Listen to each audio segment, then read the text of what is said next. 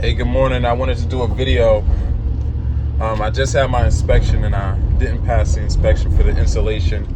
There's some things that we need to address in order for us to be able to move forward on the project. But I just wanted to make a video kind of explaining, I guess, the demeanor that you should have when dealing with these inspectors. You got to understand that these inspectors really have your project in their hands, and it's on them on whether or not they're going to move your project forward. So if you're abrasive with them, right, if you're combative, these are the type of things that you can do if you want your project to be slow. Be as combative and abrasive as you possibly can be, and you'll never get the project done. You really got to understand that you're walking on eggshells when you're dealing with these people, because they have so much control over what ends up happening with your project. So if you have one thing that's wrong, they can really make a big deal out of it if they feel like you're an asshole or whatever to them. So you really got to know exactly how to approach them. I recommend that you're very accommodating. You're open to listening to whatever they have to say.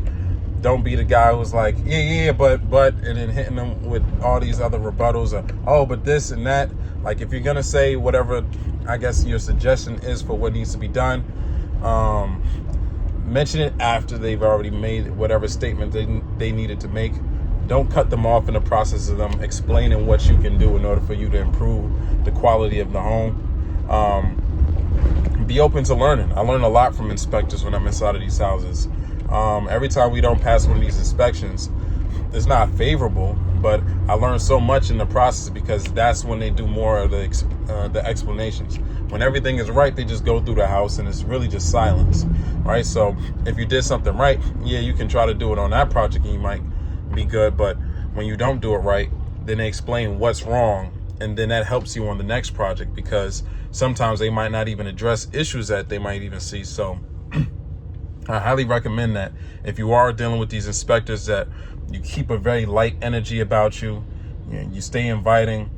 You know what I mean? Accommodate them while they're inside the house any way you possibly can. If you got water, give them water, right? Make sure that the job site is clean. Don't have a whole bunch of stuff all over the place that they got to step over and try to crawl through and that type of stuff. You want to make sure that when they are on a job site, everything's very clear. You don't want to be trying to distract them, because it almost seems like you're doing it intentionally with trying not to have them look at whatever they're supposed to be looking at. So have the silence. If they want to talk, then you can, I would say, initiate some form of communication with them. But you really want to be very relaxed when you're doing these type of things, and let them lead the way. Just follow behind them as they go through the house. And if you have any questions, ask them those questions, and always remain a student when you are on these job sites. There's so much to learn. That's one of the reasons why I love construction, is no house is the same. So this house was built in the 1850s. So there's complications that we're having with this house that we won't have on another project that we're working on that's new construction. So each house is made differently. As you start to open up the walls, you start to see all of the old ways of building that they have. So this house is plaster, so we had to remove a lot of the plaster walls, and now we're replacing them with sheetrock. They had knob and tube for the wiring back in the day, so all of that got pulled out. Now we're putting all Romex wirings through the house.